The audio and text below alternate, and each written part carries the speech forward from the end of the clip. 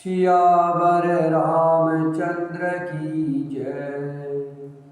पवन सुत हनुमान की जय। उमापति महादेव की जय। श्री राम जय जय राम। श्री राम जय जय राम। श्री राम जय जय राम। कागभूषणी जी गरुड़ जी से कह रहे हैं, हे हरिवाहन, मैं जो भी शरीर धारण करता उसे बिना ही परिश्रम वैसे ही सुखपूर्वक त्याग देता था, जैसे मनुष्य पुराना वस्त्र त्याग देता है और नया पहन लेता है। शिवजी ने वेद की मर्यादा की रक्षा की और मैंने कलेश भी नहीं पाया। इस प्रकार हे पक्षीराज, मैंने बहुत से शरीर धारण किए पर मेरा ज्ञान नहीं गया। पशु पक्षी देवता मनुष्य का जो भी शरीर धारण करता वह उस शरीर में मैं श्री राम जी का भजन जारी रखता। मैं श्री राम जी का भजन जारी रखता, परंतु एक दुख मुझे बना रहा। गुरु जी का कोमल सुशील स्वभाव मुझे कभी नहीं भूलता, अर्थात मैंने ऐसे कोमल स्वभाव दयालु गुरु का अपमान किया, यह दुख मुझे सदा बना रहा। मैंने अंतिम शरीर ब्राह्मण का पाया, जिसे पुराण और वेद देवताओं को भी दुर्लभ बताते हैं। मैं ब्राह्मण शरीर में भी बालकों में मिलकर खेलता तो भगवान श्री राम जी की ही सब लीलाएं किया करता। सयाना होने पर पिताजी मुझे पढ़ाने लगे। मैं समझता, सुनता और विचारता, पर मुझे पढ़ना अच्छा नहीं लगता। मेरे मन से सारी वासनाएं भाग गई। केवल भगवान श्री राम जी के चरणों में लव लग गई। हे गरुड़ जी, कहिए ऐसा कौन अभागा होगा जो कामधेनु को छोड़कर गदही की सेवा करेगा। प्रेम में मग्न रहने के कारण मुझे कुछ भी नहीं सुहाता। पिताजी पढ़ा कर हार गए। जब पिता माता मर गए तब मैं भक्तों की रक्षा करने वाले श्री राम जी का भजन करने के लिए वन में चला गया। वन में जहाँ जहाँ मुनीश्वरों के आश्रम पाता वहाँ जा जाकर उन्हें सिर नवाता। हे गरुड़ जी, उनसे मैं श्री राम जी के गुणों की कथाएं पूछता। वे कहते और मैं हर्षित होकर सुनता। इस प्रकार मैं सदा सर्वदा श्री हरि के गुणानुवाद सुनता फिरता। शिवजी की कृपा से मेरी सर्वत्र अबाध गति थी, अर्थात मैं जहाँ चाहता वहीं जा सकता था। मेरी तीनों प्रकार की गहरी परवर वासनाएं छूट गई। पुत्र की, धन की और मान की, ये तीन प्रबल वासनाएं होती है, यह मेरी छूट गई। और हृदय में एक यही लालसा अत्यंत बढ़ गई कि जब श्री राम जी के चरण कमलों के दर्शन करो तब अपना जन्म सफल हुआ समझो। जिनसे मैं पूछता वे ही मुनि ऐसा कहते हैं कि ईश्वर सर्वभूतमय है, यह निर्गुण मत मुझे नहीं सुहाता था। हृदय में सगुण ब्रह्मा पर प्रीति बढ़ रही थी। गुरु जी के वचनों का स्मरण करके मेरा मन श्री राम जी के चरणों में लग गया। मैं क्षण क्षण नया नया प्रेम प्राप्त करता हुआ श्री रघुनाथ जी का यश गाता फिरा। सुमेर पर्वत के शिखर पर बड़ की छाया में लोमस मुनि बैठे थे। उन्हें देखकर मैंने उनके चरणों में सिर नवाया और अत्यंत दीन वचन कहे। हे पक्षीराज, मेरे अत्यंत नर्म और कोमल वचन सुनकर कृपाल मुनि मुझसे आदर के साथ पूछने लगे, हे ब्राह्मण, आप किस कार्य से यहाँ आए हैं? तब मैंने कहा, हे कृपानिधि, आप सर्वज्ञ हैं और सुजान हैं। हे भगवान, मुझे सगुण ब्रह्मा की आराधना की प्रक्रिया कहिए। तब हे पक्षीराज, मुनीश्वर ने श्री रघुनाथ जी के गुरु की कुछ कथाएं आदर सहित कही। फिर वे ब्रह्म ज्ञान प्रायण विज्ञानवान मुनि मुझे परम अधिकारी जानकर ब्रह्म का उपदेश करने लगे कि वह अजन्मा है, अद्वैत है, निर्गुण है और हृदय का स्वामी अंतर्यामी है। उसे कोई बुद्धि के द्वारा माप नहीं सकता है। वह इच्छा रहित, नाम रहित, रूप रहित, अनुभव से जानने योग्य, अखंड और उपमा रहित है। वह मन और इंद्रियों से परे, निर्मल, विनाश रहित, निर्विकार, सीमा रहित और सुख की राशि है। वेद ऐसा गाते हैं कि वही तू है तत्वमसि। जल और जल की लहर की भांति उसमें और तुझमें कोई भेद नहीं है। मुनि ने मुझे अनेक प्रकार से समझाया, पर निर्गुण मत मेरे हृदय में नहीं बैठा। मैंने फिर मुनि के चरणों में सिर नवाकर कहा, हे मुनीश्वर, मुझे सगुण ब्रह्मा की उपासना कहिए। मुझे सगुण ब्रह्म की उपासना कहिए। मेरा मन राम भक्ति रूपी जल में मछली हो रहा है, उसी में रम रहा है। हे चतुर मुनीश्वर, ऐसी दशा में वह उससे अलग कैसे हो सकता है? आप दया करके मुझे वही उपदेश कहिए जिससे मैं श्री रघुनाथ जी को अपनी आंखों से देख सकूं। नेत्र भरकर श्री अयोध्यानाथ को देखकर तब निर्गुण का उपदेश सुनूंगा। मुनि ने फिर अनुपम हरिकथा कहकर सगुण मत का खंडन करके निर्गुण का निरूपण किया। तब मैं निर्गुण मत को हटाकर बहुत हट करके सगुण का निरूपण करने लगा। मैंने उत्तर प्रत्युत्तर किया, इससे मुनि के शरीर में क्रोध के चिन्ह उत्पन्न हो गए। हे प्रभु, बहुत अपमान करने पर ज्ञानी के भी हृदय में क्रोध उत्पन्न हो जाता है। यदि कोई चंदन की लकड़ी को बहुत अधिक रगड़े तो उससे भी अग्नि प्रकट हो जाएगी। मुनि बार बार क्रोध सहित ज्ञान का निरूपण करने लगे। तब मैं बैठा बैठा अपने मन में अनेकों प्रकार के अनुमान करने लगा। बिना दैत बुद्धि के क्रोध कैसा, और बिना अज्ञान के क्या दैत बुद्धि हो सकती है? माया के बस रहने वाला परिच्छिन्न जड़ जीव क्या ईश्वर के समान हो सकता है? सबका हित चाहने से क्या कभी दुख हो सकता है? जिसके पास पारसमणि है, उसके पास क्या दरिद्रता रह सकती है? दूसरे से द्रोह करने वाले क्या निर्भय हो सकते हैं? और कामी क्या कलंक रहित रह सकते हैं? ब्राह्मण का बुरा करने से क्या वंश रह सकता है?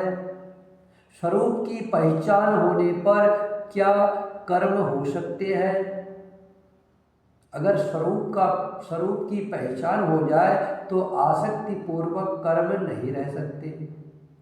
दुष्टों के संग से क्या किसी के सुबुद्धि उत्पन्न हुई है? पर स्त्रीगामी क्या उत्तम गति पा सकता है? परमात्मा को जानने वाले कहीं जन्म मरण के चक्कर में पड़ सकते हैं। भगवान की निंदा करने वाले कभी सुखी हो सकते हैं? नीति बिना जाने क्या राज्य रह सकता है? श्री हरि के चरित्र वर्णन करने पर क्या पाप रह सकते हैं? बिना पुण्य के क्या पवित्र यश प्राप्त हो सकता है? और बिना पाप के भी क्या कोई अपयश पा सकता है? जिसकी महिमा वेद संत और पुराण गाते हैं, उस हरि भक्ति के समान क्या कोई दूसरा लाभ भी है? हे भाई, जगत में क्या इसके समान दूसरी भी कोई हानि है? हानि है कि मनुष्य का शरीर पाकर भी श्री राम जी का भजन न किया जाए। मनुष्य शरीर पाकर के भगवान श्री राम जी का भजन न किया जाए, इससे बड़ी हानि कोई नहीं है। चुगलखोरी के समान क्या कोई दूसरा पाप है? और हे गरुड़ जी, दया के समान क्या कोई दूसरा धर्म है? इस प्रकार मैं अनगिनत युक्तियां मन में विचारता था और आदर के साथ मुनि का उपदेश नहीं सुनता था। जब मैंने बार बार शगुन का पक्ष स्थापित किया, तब मुनि क्रोध युक्त वचन बोले, अरे मूढ़, मैं तुझे सर्वोत्तम शिक्षा देता हूँ तो भी तू उसे नहीं मानता और बहुत से उत्तर प्रत्युत्तर लाकर रखता है। मेरे सत्य वचन पर विश्वास नहीं करता, कौवे की भांति सभी से डरता है। अरे मूर्ख, तेरे हृदय में अपने पक्ष का बड़ा भारी हठ है, अतः तू शीघ्र चांडाल पक्षी कौवा हो जा। मैंने आनंद के साथ मुनि के सांप को सिर पर चढ़ा लिया। उससे मुझे न कुछ भय हुआ न दीनता ही आई। तब मैं तुरंत ही कौवा हो गया। फिर मुनि के चरणों में सिर नवाकर और रघुकुल शिरोमणि श्री राम जी का स्मरण करके मैं हर्षित होकर उड़ चला। शिवजी कहते हैं, हे उमा, जो श्री राम जी के चरणों के प्रेमी है और काम, अभिमान तथा क्रोध से रहित है, वे जगत को अपने प्रभु से भरा हुआ देखते हैं, फिर वे किससे बैर करें? कागभूषणी जी कहते हैं, हे पक्षीराज गरुड़ जी, इसमें ऋषि का कुछ भी दोष नहीं था। रघुवंश के विभूषण श्री राम जी ही सबके हृदय में प्रेरणा करने वाले हैं। कृपा सागर प्रभु ने मुनि की बुद्धि को भोली करके भुलावा देकर मेरे प्रेम की परीक्षा ली। मन, वचन और कर्म से जब प्रभु ने मुझे अपना दास जान लिया, तब भगवान ने मुनि की बुद्धि फिर पलट दी।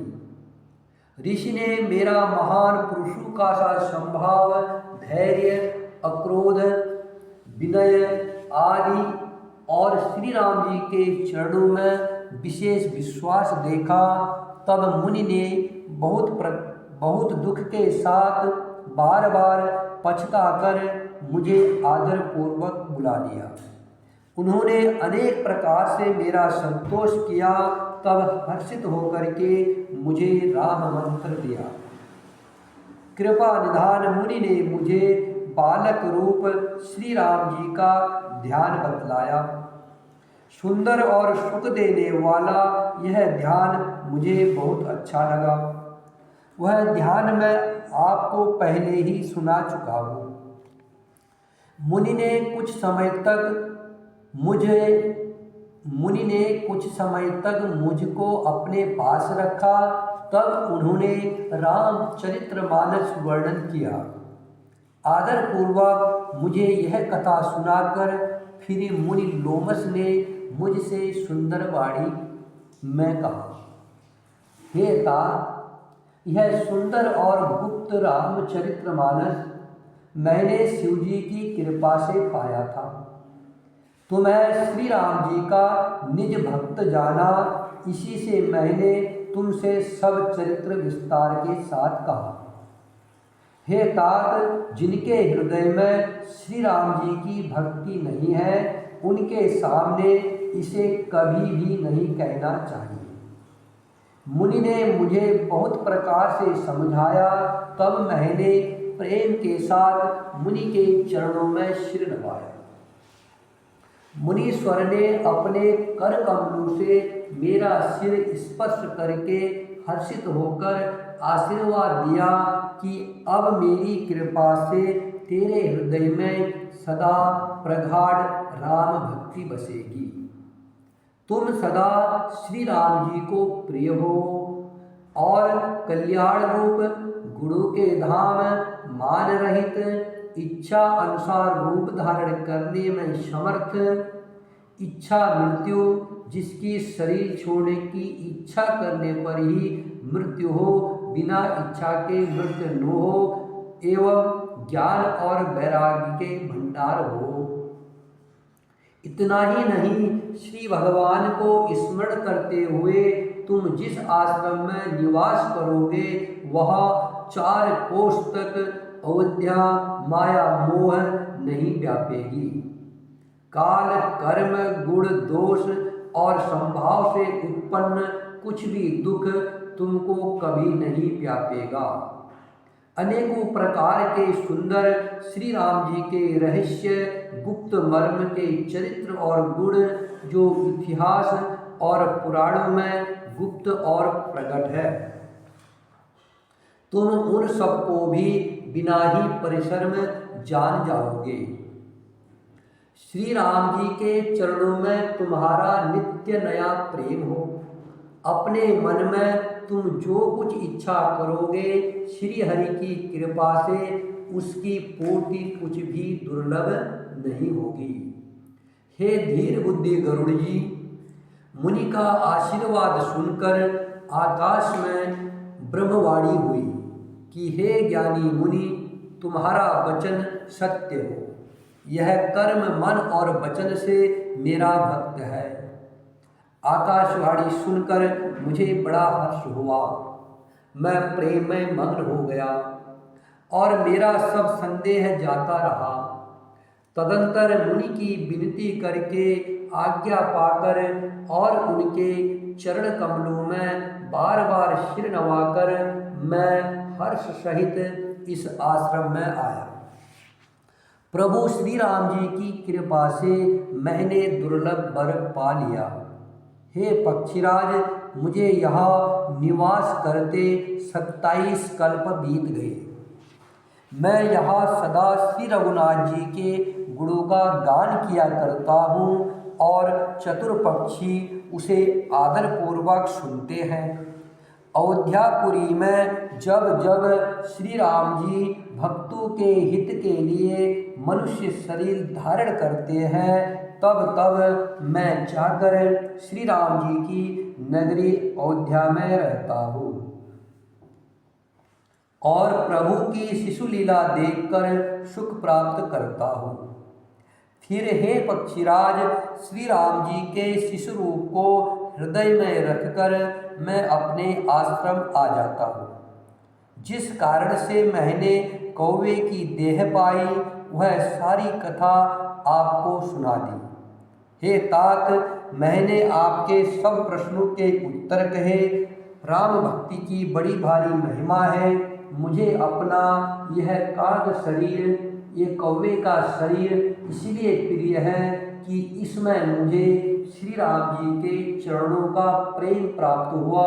इसी शरीर से मैंने अपने प्रभु श्री राम जी के दर्शन पाए और मेरे सब संदेह जाते रहे। मैं हट करके भक्ति पक्ष पर अड़ा रहा, जिससे महर्षि लोमस ने मुझे श्राप दिया, परंतु उसका फल यह हुआ कि जो मुनियों को भी दुर्लभ है, वह वरदान मैंने पाया। भजन का प्रताप तो देखिए। जो भक्ति की ऐसी महिमा जानकर भी उसे छोड़ देते हैं और केवल ज्ञान के लिए साधन करते हैं, वे मूर्ख घर पर खड़ी हुई कामधेनु को छोड़कर दूध के लिए मदार के पेड़ को खोजते फिरते हैं। हे पक्षीराज, जो लोग श्री हरि की भक्ति को छोड़कर दूसरे उपायों से सुख चाहते हैं, वे मूर्ख और अभागे बिना ही जहाज के तैरकर महासमुद्र के पार जाना चाहते हैं। शिवजी कहते हैं, हे भवानी, काकभूषुंडी जी के वचन सुनकर गरुड़ जी हर्षित होकर कोमलवाणी से बोले, हे प्रभु, आपके प्रसाद से मेरे हृदय में अब संदेह, शोक, मोह और भ्रम कुछ भी नहीं रह गया। मैंने आपकी कृपा से श्री रामचंद्र जी के पवित्र गुण समूह को सुना और शांति प्राप्त की। हे प्रभु, अब मैं आपसे एक बात और पूछता हूँ। हे कृपा सागर, मुझे समझाकर कहिए। संत मुनि वेद और पुराण यह कहते हैं कि ज्ञान के समान दुर्लभ कुछ भी नहीं है। हे गोसाई, वही ज्ञान मुनि ने आपसे कहा, परंतु आपने भक्ति के समान उसका आदर नहीं किया। हे कृपा के धाम, हे प्रभु, ज्ञान और भक्ति में कितना अंतर है, यह सब मुझसे कहिए। गरुड़ जी के वचन सुनकर सुजान काकभूषुंडी जी ने सुख माना और आदर के साथ कहा, भक्ति और ज्ञान में कुछ भी भेद नहीं है, दोनों ही संसार से उत्पन्न कलेश को हर लेते हैं। हे नाथ, मुनीश्वर इनमें कुछ अंतर बतलाते हैं। हे पक्षी श्रेष्ठ, उसे सावधान होकर सुनिए। हे हरिवाहन, ज्ञान, वैराग्य, योग, विज्ञान, ये सब पुरुष है। पुरुष का प्रताप सब प्रकार से प्रबल होता है। माया अबला स्वाभाविक ही निर्मल और जन्म से ही मूर्ख होती है, परंतु जो वैराग्यवान और धीर बुद्धि पुरुष है, वही स्त्री को त्याग सकते हैं, न कि वे कामी पुरुष जो विषयों के वश में है उनके गुलाम हैं और श्री रघुनाथ जी के चरणों से विमुख हैं। वे ज्ञान के भंडार मुनि भी युवती स्त्री के चंद्रमुख को देखकर उसके अधीन हो जाते हैं। हे गरुड़ जी, साक्षात भगवान विष्णु की माया ही स्त्री रूप से प्रकट है। यहाँ मैं कुछ पक्षपात नहीं रखता, वेद पुराण और संतों का ही सिद्धांत कहता हूँ। हे गरुड़ जी, यह अनुपम रीति है कि एक स्त्री के रूप में दूसरी स्त्री मोहित नहीं होती। आप सुनिए, माया और भक्ति ये दोनों ही स्त्री वर्ग की है, यह सब कोई जानते हैं। फिर श्री रघुवीर को भक्ति प्यारी है, माया बेचारी तो निश्चय ही नाचने वाली नटनी मात्र है। श्री रघुनाथ जी भक्ति के विशेष अनुकूल रहते हैं, इसी से माया उससे अत्यंत डरती रहती है। जिसके हृदय में उपमा रहित और विशुद्ध राम भक्ति सदा बिना किसी बाधा के बसती है, उसे देखकर माया सकुचा जाती है, उस पर वह अपनी प्रभुता कुछ भी नहीं कर सकती। ऐसा विचार कर ही जो विज्ञानी मुनि है, वे भी सब सुखों की खान भक्ति की ही याचना करते हैं। श्री रघुनाथ जी का यह गुप्त मर्म जल्दी कोई भी नहीं जान पाता। श्री रघुनाथ जी की कृपा से जो इसे जानता है, उसे स्वप्न में भी मोह नहीं होता। हे सुचतुर गरुड़ जी, ज्ञान और भक्ति का और भी भेद सुनिए, जिसके सुनने से श्री राम जी के चरणों में एक तार प्रेम हो जाता है। हे तात, यह अकथनीय कहानी सुनिए, यह समझते ही बनती है, कहीं नहीं जा सकती। जीव ईश्वर का अंश है, वह अविनाशी, चेतन, निर्मल और संभाव से ही सुख की राशि है। हे गोसाई, वह माया के वशीभूत होकर तोते और बानर की भांति अपने आप ही बद गया। इस प्रकार जड़ और चेतन में गांठ पड़ गई। यद्यपि वह गांठ मिथ्या ही है, तथापि उसके छूटने में कठिनता है।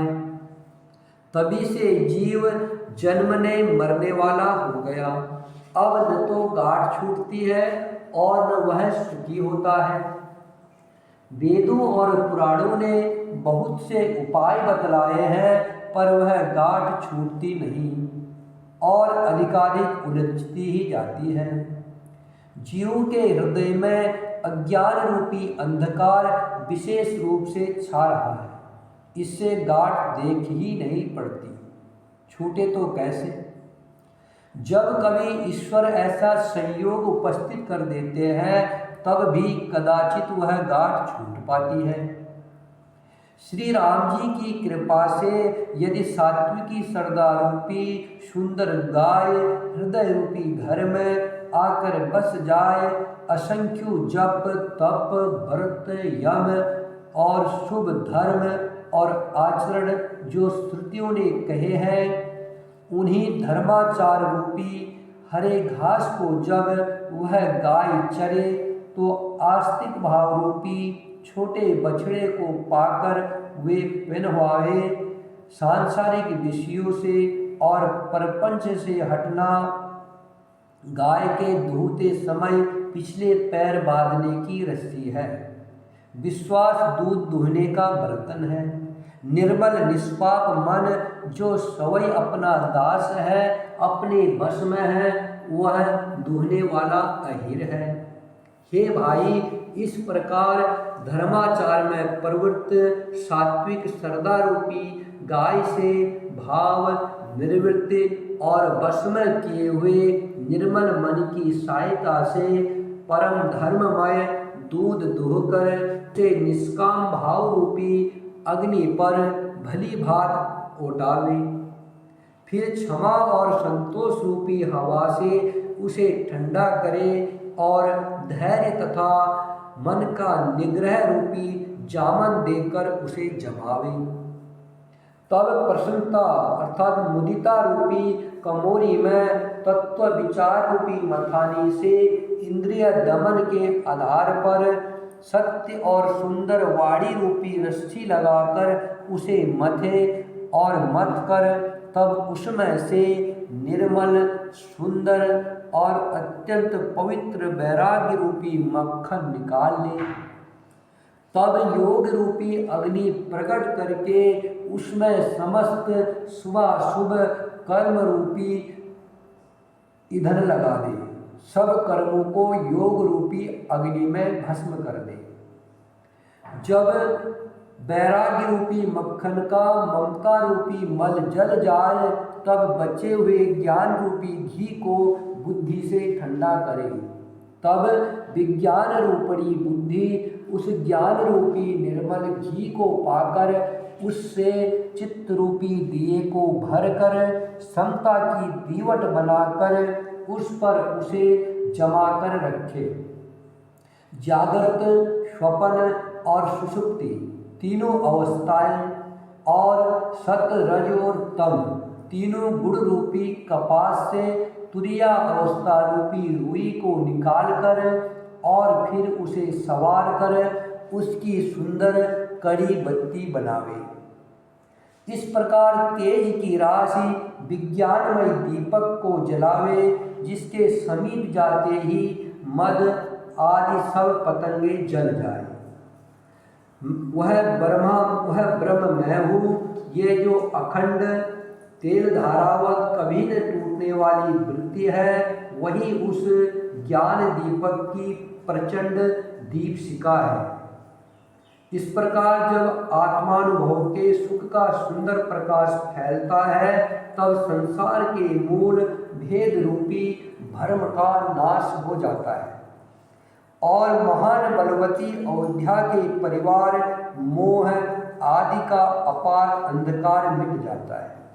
तब वही बुद्धि प्रकाश को पाकर हृदय रूपी घर में बैठकर उस जड़ चेतन की गांठ को खोलती है।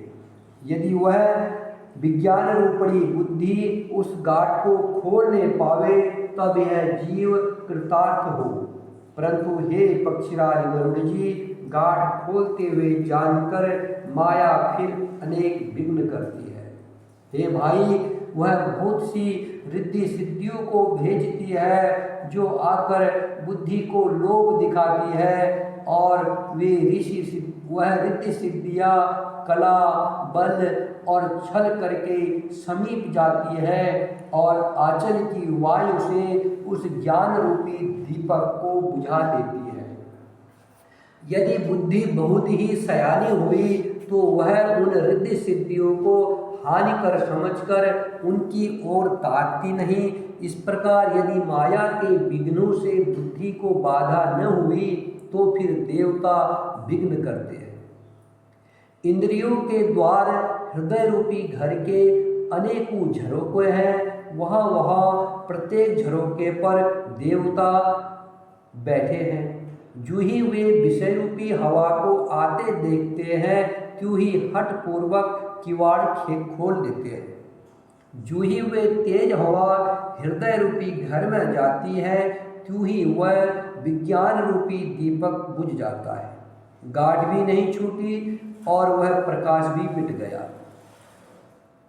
विषय रूपी हवा से बुद्धि व्याकुल हो गई, सारा किया कराया चौपट हो गया।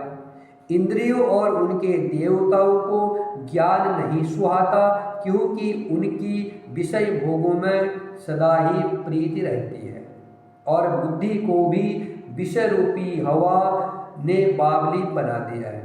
तब फिर दोबारा उस ज्ञान दीपक को उसी प्रकार कौन जलावे। इस प्रकार ज्ञान दीपक के बुझ जाने पर तब फिर जीव अनेक प्रकार से जन्म मरण आदि के क्लेश पाता है। हे पक्षीराज, हरि की माया दुस्तर है, वह सहज में तरी नहीं जा सकती। ज्ञान कहने समझने में कठिन है, साधने में भी कठिन है। यदि संयोगवश कदाचित यह ज्ञान हो भी जाए तो फिर उसे बचाए रखने में अनेकों विघ्न है। ज्ञान का मार्ग दुधारी तलवार की धार के समान है।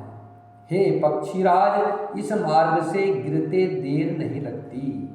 जो इस मार्ग को निर्विघ्न निभा ले जाता है वही केवल्य मोक्ष रूप परम पद को प्राप्त करता है। संत, पुराण, वेद और शास्त्र यह कहते हैं कि केवल्य रूप परम पद अत्यंत दुर्लभ है, किंतु हे गोसाई, वही अत्यंत दुर्लभ मुक्ति श्री राम जी को भजने से बिना इच्छा किए भी जबरदस्ती आ जाती है। जैसे जमीन के बिना जल नहीं रह सकता है, चाहे कोई करोड़ों प्रकार के उपाय क्यों न करे, वैसे ही हे पक्षीराज, मोक्ष सुख भी श्री राम जी की भक्ति को छोड़कर नहीं रह सकता है। ऐसा विचार कर बुद्धिमान हरिभक्त भक्ति पर लुभाए रहकर मुक्ति का तिरस्कार कर देते हैं। भक्ति करने से जन्म मृत्यु रूपी संसार की जड़ अवध्या बिना ही यत्न और परिश्रम के अपने आप वैसे ही नष्ट हो जाती है जैसे भोजन किया तो जाता है तृप्ति के लिए, और उस भोजन को जठराग्नि अपने आप बिना हमारी चेष्टा के पचा डालती है। ऐसी सुगम और परम सुख देने वाली हरि भक्ति जिसे न सुहाए, ऐसा मूढ़ कौन होगा। श्री राम जय राम जय जय राम, श्री राम जय राम जय जय राम, श्री राम जय जय राम, श्री राम जय जय राम, श्री राम जय जय राम, श्री राम जय जय राम, सियावर रामचंद्र की जय। पवन सुत हनुमान की जय। उमापति महादेव की जय।